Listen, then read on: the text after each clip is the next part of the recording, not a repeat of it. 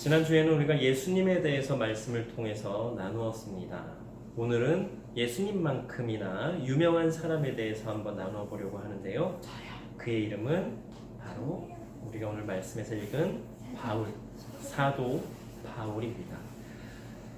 바울의 이름이 사울이라고도 불렸는데요. 그건 어떤 식으로, 또 바울은 어떤 식으로 이렇게 불렸는데, 결국에는 우리가 보통 이제 바울이라고 이야기를 하지요.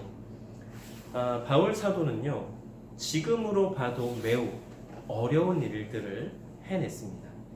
그가 총 몇 킬로를 그 전도 사역을 감당했다고요? 돌아다니면서 약 12,000km가 넘는, 7천일 수도 있어요. 약 12,000km가 넘는 거리를 약 2000년 전에 돌아다니면서 계속해서 복음이신 예수 그리스도를 전했다라고 하는 것입니다. 지금의 터키와 그리스 지역인데요. 그리스는 그렇다고 쳐도 터키 지역은 지형이 매우 험준하고 위험하고 그렇습니다. 그런데 그 옛날에 교통수단도 크게 발달하지 않았던 때에 그 먼 거리를 바울은 다녔던 것이죠. 걸어서, 낙타를 타고, 말이나 당나귀나 노새 이런 걸 타고, 혹은 또 배를 타고.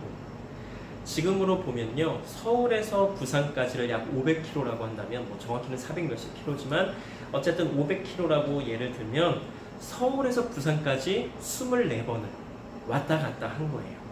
그것도 걸어서, 혹은 배를 타고, 혹은 말이나 이런 거를 타고요. 지금이야 KTX 타면 한 2-3시간 만에도 가고, 보통 기차가 5시간 정도 걸리지만 2000년 전에 서울에서 부산까지 가는 길도 그렇게 쉽지는 않았을 거예요. 물론 터키 지역처럼 막 험한 그런 지형은 아니지만 우리나라가 그래도 가는 중에 굉장히 힘든 일이 많았겠죠. 왜요? 강도나 도둑이 있었을 거고요. 또 그렇게 많은 지역을 다니다 보면 돈이 적지 않게 들었을 거예요. 그리고 그렇게 많은 곳을 돌아다니려면 어쨌든 건강해야 되죠. 그리고 또 혼자서 가기에는 무리가 있습니다. 그래서 함께 할 누군가가 항상 있어야만 했을 거고요. 또 가장 궁금한 게 그래요. 우리나라는 어디 가도 물이 있고 그렇지만 이 터키나 그리스만 가도 어디 가나 물이 있거나 그렇진 않아요. 그러면 예전에 2000년 전이란 말이에요. 물과 음식을 어떻게 그렇게 다 조달을 하고 이렇게 유지를 해서 갔을까? 지금이야 페트병 들고 아니면 가다가 슈퍼에 가서 물 사 먹으면 되는데 옛날엔 그렇지 않았거든요. 그리고 이런 말 있지요. 혹시 들어본 적 있나요? 혼자 가면 빨리 갈 수 있어도 멀리 갈 수는 없다라는 말. 네. 혼자 가면 빨라요. 그쵸? 그런데 멀리 가지는 못해요. 그래서만은 아니겠지만 바울은 혼자가 아닌 누군가와 늘 함께 했습니다. 처음에 다메섹으로 가다가 예수님을 만나고 이제 회심을 하게 된 바울이 아나니아라고 하는 사람에 의해서 제자들과 사람들에게 소개가 되어졌고요. 그 이후에 바나바라고 아주 유명한, 그러니까 바울만큼이라도 유명한 바나바라고 하는 사람의 도움을 받아서 사역을 또 계속 감당했고요. 그리고 마가, 요한, 디모데, 루디아, 실라, 브리스길라, 아굴라 등의 여러 사람들과도 함께 하게 됩니다. 그렇다고 쉽거나 수월하지는 않았을 거예요. 지금도 전도는 매우 어렵습니다. 지금 어려운 게 예전에는 쉬웠을까요? 아니에요. 당시에는 더 어려웠을 겁니다. 왜냐하면 지금은 왕정시대는 아니잖아요. 당시에는 왕정시대이거나 부족 형태의 국가나 마을을 이렇게 형성해서 살았을 텐데, 요즘 말로 하면 듣보잡인 사람이 어디서 보도 듣도 못한 사람이 와서는 예수라고 하는 사람을 전해요. 어땠겠어요, 이 상황이? 잘 받아들였을까요? 전혀 그렇지 않았을 겁니다. 하지만 바울은 그럼에도 불구하고 계속해서 전하게 되죠. 그는 가라고 하신 대로 순종했을 뿐이고 전하라고 하신 대로 순종했을 뿐입니다. 나머지는 하나님께서 하셨습니다. 이것은 어떻게 설명이 되지가 않습니다. 직접 해봐야, 경험을 해봐야 알 수 있는 건데요. 예수님의 모든 사역과 말씀이 기록된 사복음서에 나오지 않는 말씀이 있습니다. 사도행전에만 나오는 말씀이 한 구절 있는데요. 주는 것이 받는 것보다 복이 있다라고 예수님께서 말씀하신 이 말씀은 마태, 마가, 누가, 요한복음에는 안 나와요. 왜 안 나오는지 모르겠어요. 그런데 사도행전 20장 35절에 바로 나와요. 그리고 이 주는 것이 받는 것보다 복이 있다라고 하는 말씀을 그냥 들은 사람은 잘 몰라요. 이해가 안 돼요. 그런데 말씀대로 해본 사람은 그 의미를 아마 잘 알 겁니다. 아, 이게 무슨 말씀이구나. 아, 예수님께서 왜 이렇게 말씀하셨는지 알겠다 하는 마음이 생각이 들 겁니다. 그러나 해보지 않는 사람은 왜 주는 것이 받는 것보다 더 복이 있다라고 말씀하시는지 죽었다 깨나도 도무지 이해를 하지 못할 것입니다. 이해했어요. 네. 아무튼 이렇게 하나님께 전적으로 순종했을 때 인도하시며 이루시며 모든 것 주관하시는 하나님의 역사를 경험할 수 있다고 하는 것입니다. 그리고 단 한 번이라도 그 맛을 보고 경험하게 된다면 계속해서 순종하게 되고 말입니다. 그러니 바울이 당시에 이동하기 쉽지 않은 거리를 다닐 수가 있었던 것은 아니겠습니까? 자신의 목숨을 다 내놓고 말입니다. 마가 요한이라고 바울과 함께 다녔던 사람이 있습니다. 그런데 어느 날 바울과 바나바와 함께 전도 사역을 하던 그 요한이 밤빌리아에 있는 버가라고 하는 곳에서 이 바울과 바나바를 떠나서 예루살렘으로 돌아왔다라고 사도행전 13절에 기록이 되어 있어요. 확인된 바는 없지만 이 사람이 예루살렘으로 돌아온 이유가 무엇일까 궁금해하는 많은 학자들도 있고 많은 사람들도 있어요. 그래서 이런저런 이야기를 합니다. 아마 이래서 돌아왔을 거야. 이래서 그는 돌아왔을 거야. 어떤 사정이 있어서. 그런데 어떤 분들은 이 터키 지형을 두고 이야기하는 분들도 있어요. 아까 그리스는 둘째치고 터키는 어떻다고요? 굉장히 그 지형이 험준하고 위험하다라고 말씀을 드렸죠. 이 터키 지역, 그 밤빌리아 버가라고 하는 곳에 제가 예전에 한번 가봤는데 어쨌든 그곳에 도착해서 보니까 아, 이게 정말 장난이 아니에요. 막 돌산으로 이어졌는데 그 돌산이 저 끝까지 진짜 계속 보이는 거예요. 그러니까 웬만한 사람 같아서는 거기를 갈 엄두를 내기가 쉽지 않았겠다라는 생각도 드는 거예요. 그래서 이게 확인된 바는 없지만 전혀 근거 없는 말은 아니겠구나. 이 마가 요한이 어쩌면 좀 미안한 이야기지만 잘 모르겠지만 겁을 먹어서 아, 저기까지는 내가 가지 못하겠다 해서 그냥 예루살렘으로 돌아간 게 아닐까 하는 생각도 해볼 수가 있었는데요. 그래서 이제 이 바울이 적지 않게 실망을 한 것 같아요. 그리고 이제 나중에 다시 바울과 바나바가 이제 이렇게 얘기해요. 자, 우리가 이제 어디를 갈 건데 마가 요한, 그때 우리를 뭐 뒤로 하고 돌아갔던 예루살렘으로 돌아갔던 마가 요한 다시 같이 데리고 가자. 그랬더니 바울이 아, 그럴 수 없다. 그때 이미 우리를 뒤로 하고 그렇게 돌아간 마가 요한을 나는 같이 못 가겠다. 이러면서 이제 바울과 바나바가 언쟁이 생겨요. 그리고 이제 바나바와 마가 요한은 구브로라고 하는 곳으로 가고 바울은 실라라고 하는 사람과 함께 수리아와 길리기아로 갔다라고 이제 사도행전 15장 36절 이하에 나오는데요. 뭐 마가 요한이 말씀드린 대로 왜 바울과 바나바를 떠나서 예루살렘으로 갔는지에 대해서는 뭐 이유가 불분명합니다. 그러나 지금도 터키 지역은 바울이 전도했던 그 지역을 다니려면 고속도로 잘 닦여져 있는 곳을 차로 한 2-3시간을 가야 겨우 한 곳을 가는 거예요. 여기에서 저기까지 가는데 고속도로 잘 닦아서 2-3시간 달려야 도착해요. 그러면 옛날에는 산 넘고 물 건너 어쩌고 저쩌고 몇 날 며칠 얼마나 걸렸을지는 상상이 안 되는 거죠. 어쨌든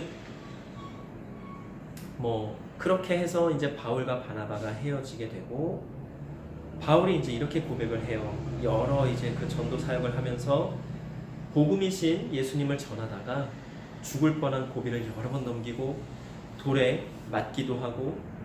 감옥에도 여러 번 갇히고 강도도 여러 번 만나고 여러 번 굶고 배를 타고 가다가 또 몇 번의 파선을 만나고 하는 등의 힘들고 어려운 일들을 또 많이 겪었다라고 말을 합니다.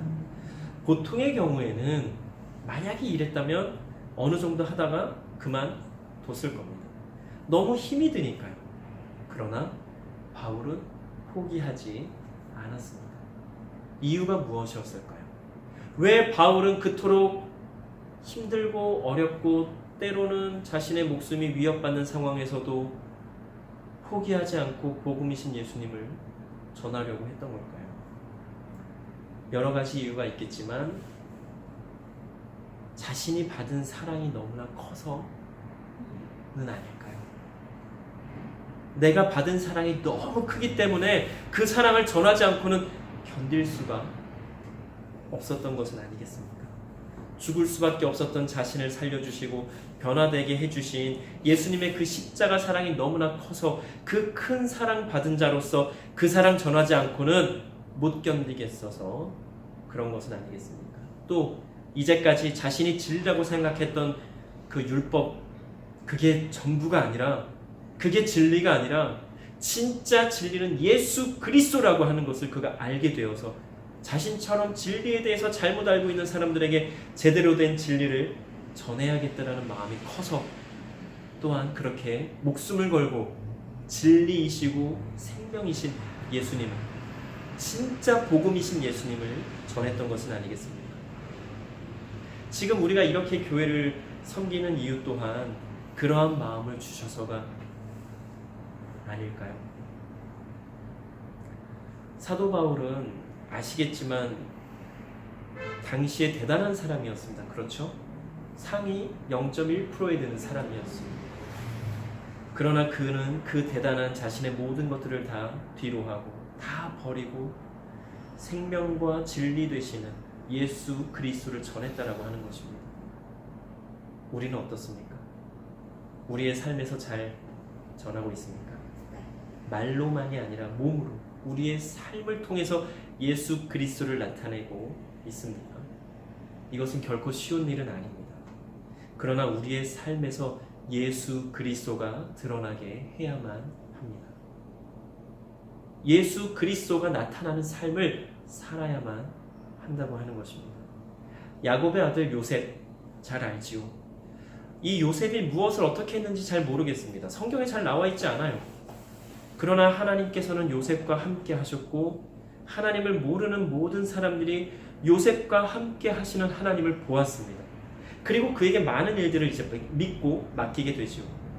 그의 믿음이 어땠는지 유추할 수 있는 부분은 딱 한 곳이 있습니다.